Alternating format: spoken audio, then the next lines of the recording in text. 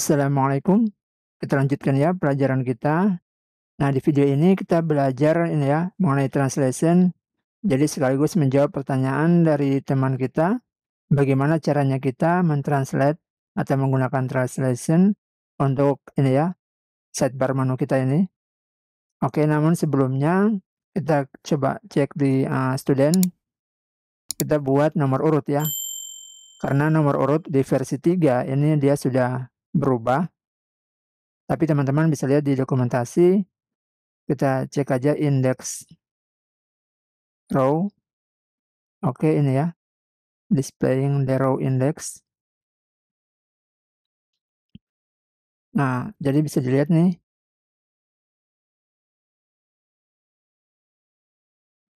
Oke.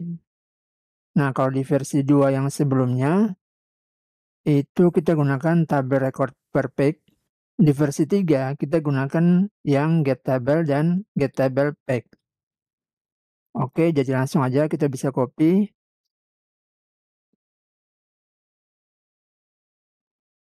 Lalu kita ke student.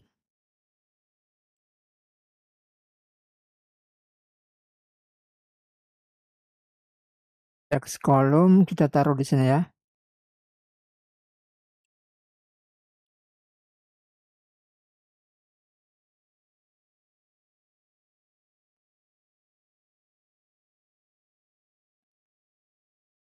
Oke, ini salah. Nah, ini.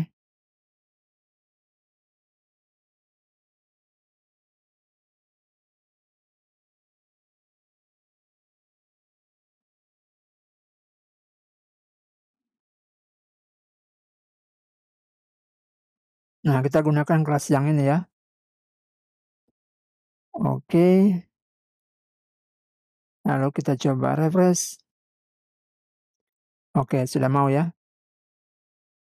Nah, ini bisa diganti nomor.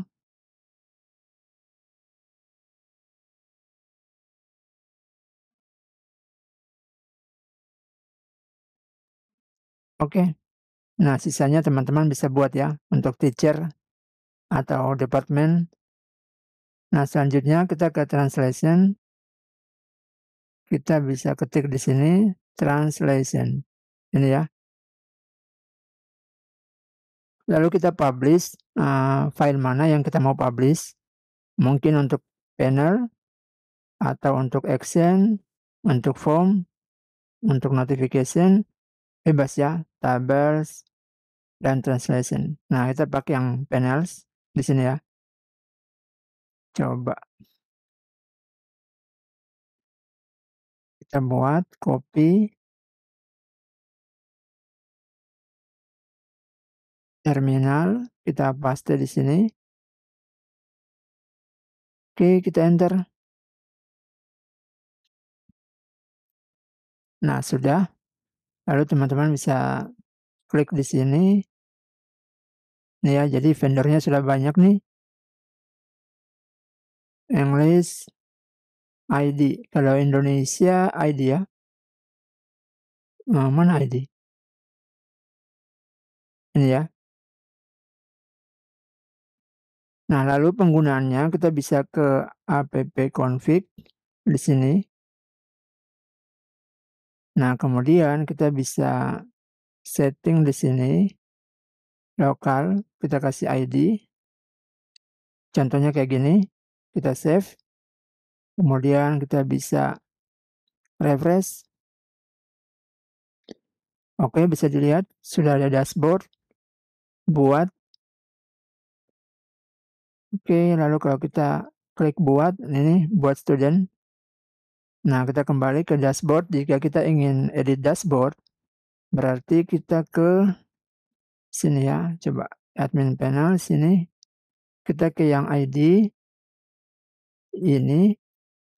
Lalu di resource, di pack ya. Ini di pack dashboard. Nah, di sini kita bisa ganti misalnya home atau beranda. Bebas ya. Lalu kita refresh. Oke. Nah, selanjutnya gimana kalau yang ini kategori nilai? Nah, untuk kategori nilai, kita bisa ke resource-nya ya, resource masing-masing. Misalnya di sini student resource. Oke, ini kita minimize saja, collapse ini. Lalu kita buat di bagian bawah, public static function get label. Oke, asalkan di sini ya, di sini belum ada label.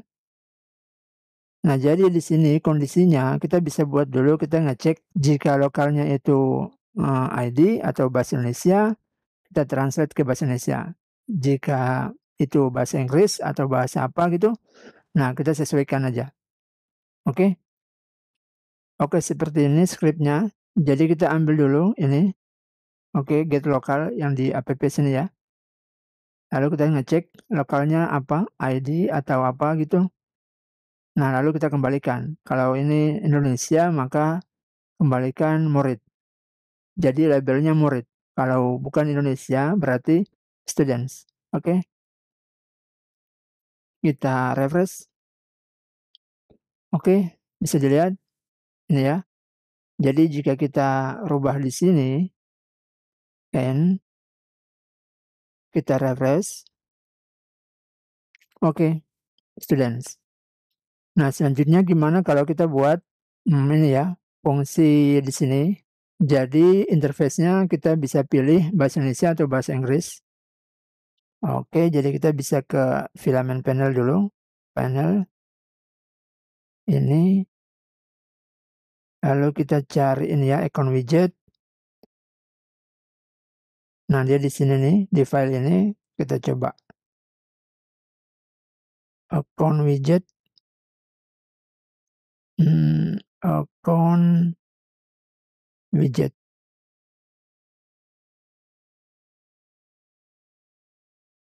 Oke, kalau ini yang selamat datang bukan,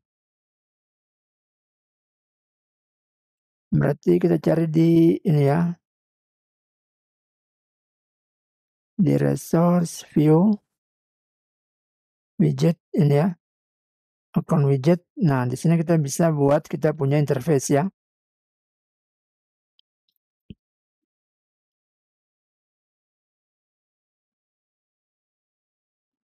Jadi kita bisa buat di sini aja nih. Oke, seperti ini scriptnya kita. Jadi kita buat inputan ini tipe radio. Wire modelnya current lokal. Oke, kita bisa edit aja di sini ya.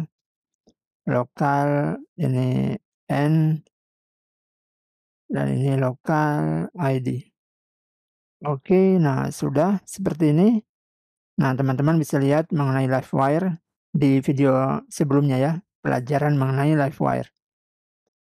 Oke, lalu selanjutnya kita ke icon widgetnya. Ini komponennya di sini. Nah, kita bisa buat public. Jadi yang kita buat ini ya, local N dan local ID.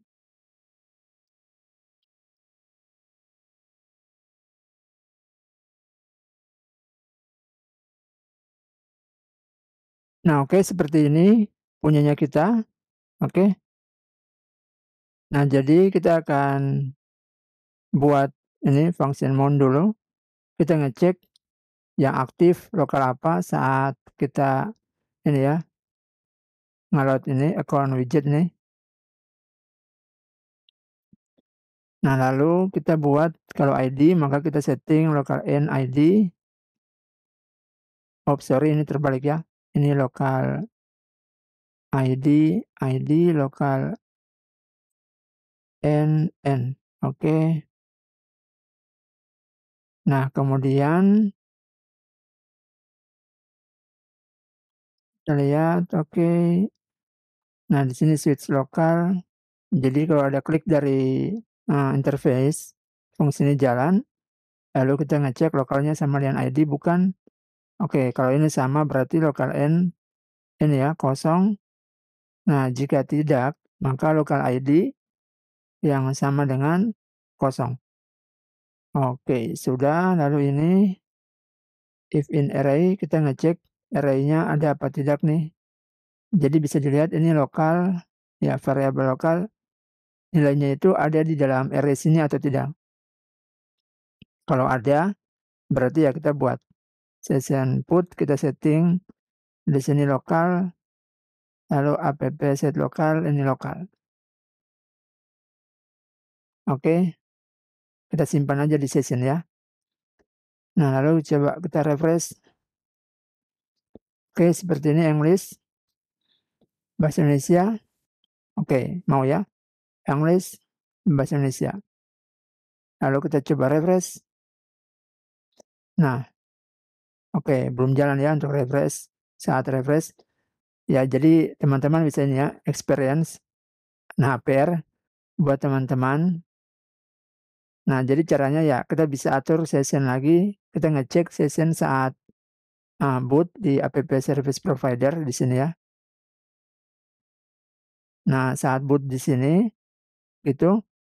Nah, kita bisa ngecek sessionnya untuk lokal ada atau tidak.